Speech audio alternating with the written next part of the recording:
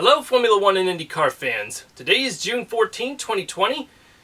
How did you think of that Indycar race that occurred back on June 6?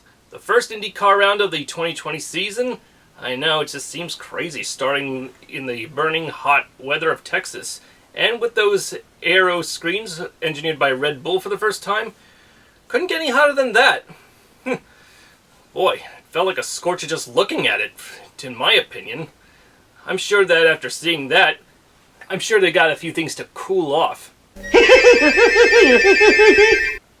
I'm sure they'll work out the problems in due time, but let's get on with how the race panned out.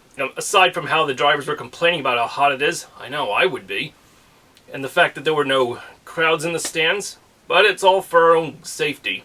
With Joseph Newgarden starting on pole and Scott Dixon starting second, it really was a race going down to the wire, but unfortunately, for Japan's rising sun, Takuma Sato, the sun had already set on the race for him before it even started, because with practice and qualifying on the same day as the race, he crashed in practice and the crew couldn't get the car repaired in time for the race. So from being able to start last to not start at all, that was his unfortunateness. So I'm sorry, Takuma. I wish you better luck in the next race at the Brickyard Grand Prix at Indianapolis on July 4th. Tune into that.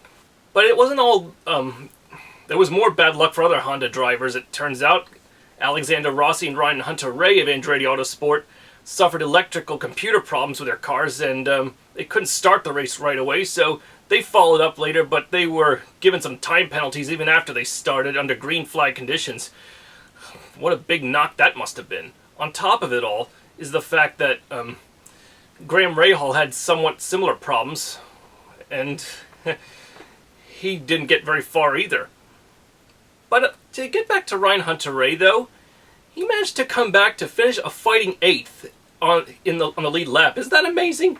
And what I said in my last video about Tony Kanaan being his final IndyCar year and like showing off the 7-Eleven sponsorship on his car for AJ Foyt Racing, well, it may not have been the race he wanted, but at least he finished in 10th place, so that's pretty respectable.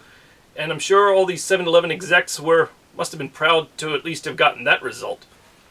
As for the race itself, it was interesting to see Scott Dixon eventually pass Joseph Newgarden and lead the majority of the race, with Dixon's teammate Felix Rosenqvist of Sweden fighting for the lead, alright, in second for a long time, but with about less than 20 laps to go, Felix, in his anxiety to get to the front, should have backed off a bit, trying to go around James Hinchcliffe, got up in the gray where there was no traction whatsoever, and his sweet Swedish ride just became sourish.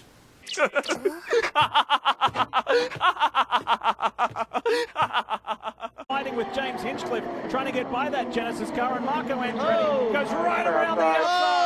Inside. He's up. Inside. Rosenqvist. Hang on to it, hang on. Oh, what a shame. I think there's a Felix crash up Rosenqvist. the road potentially. No, just Rosenqvist in the fence. Disaster. What a run he had going. He can't believe it. Just got frustrated with the traffic and knew that he had to close that gap. But I could tell that combine Felix Rosenqvist with one of the best teams in the business, Chip Ganassi Racing and NTT Data. He's got the data here and at the wheel and behind him to be sure to be a victor in the future. So I wish you luck in the future, Felix. And if that's all that's holding you back, when it comes to your performance in racing, if you ain't broke, don't Felix it. Where's Marcus? Ah, yes. I see that running gag's not going away. As long as Marcus Ericsson is in the IndyCar series, you can expect that happening. But for all you Marcus Ericsson fans, you're wondering where did he finish? 19th at best, I'm sorry. I'm sure he'll do better, because when he's with Chip Ganassi Racing, I'm sure success is not far behind with him and Felix. But above all wasn't lost for Ganassi, because Scott Dixon went from second to win the race. Penske's Simon Pagenaud second, Joseph Newgarden third, Zach Veach of Andretti Autosport, who in the past few years racing at Texas had zero luck in finishing, had finally finished fourth. Ed Carpenter finishes fifth. Sixth place goes to Connor Daly. And Charlie Kimball, who was driving for AJ Foyt Racing, He was as high as 4th or 5th in the race, but ended up crashing on the backstretch on the last lap. Still, I'd say that was a good run up until then. And for Connor, well, I know he has his daily dream to win someday. I have no doubt he can do it, and his father Derek will support him every step of the way with the luck of the Irish. As far as other crashes go, the first few laps were probably disastrous for the Flying Dutchman rookie Rinus VK of Ed Carpenter. He already crashed in practice getting up where there was no grip, like down on the white line where the banking is just uneven, and hit the wall. He did it again coming out of turn 2 during the race, and took the unfortunate Alex Palou of Spain driving for Dale Coyne Racing with him. Way up high is Rinus VK, and he's losing it. And Palou has nowhere to go. So it looked like Palou was actually coming out of the pits at that time, and VK was up against the wall and lost it and spun down in, and poor Palou. Well, better luck to both of you in the Indianapolis GP, which takes place July 4th. Tune into then. It turns out that the Texas race, thanks to like what we've been going through, is the highest non-Indy 500 rated TV race since 2016 for IndyCar. So I guess there's a bit of sunshine in this very dark race we've got.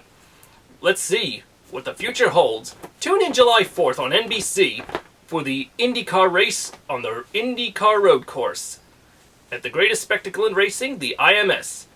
Let's see what happens. Tune in now for the second video where I talk of news of Formula One.